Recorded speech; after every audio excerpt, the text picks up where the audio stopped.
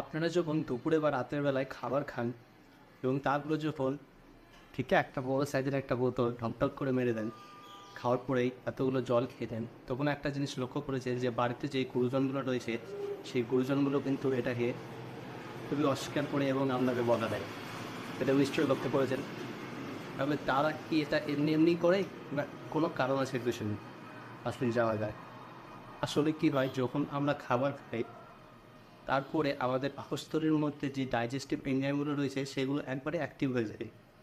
এবার এরপরে যদি আপনি ঠকঠক করে এক বোতল পানি সাবার করে দেন, তাহলে কী হবে, সেই ডাইজেস্টিভ এনজাইমগুলো ডাইলিউট হয়ে যাবে এবং আপনার খাবারটাকে আর পচতে দেবে না। অর্থাৎ ওটাকে ভালো করে ডাইজেশন হবে না, এর ফলে আপনার ইনডাইজেশন হবে। তার জন্য বিশেষজ্ঞরা বলেন কি, যে খাবার পরে সিপ সিপ করে 2 বা 3 সিপ আপনি জল খেতে পারেন, কিন্তু খাবার আধা ঘন্টা পরেই সম্পূর্ণভাবে পরিপূর্ণভাবে জল খাওয়াটা ঠিক। এটাই একমাত্র বিজ্ঞানসম্মতভাবে জল খাওয়ার টেকনিক, খাবার পরে।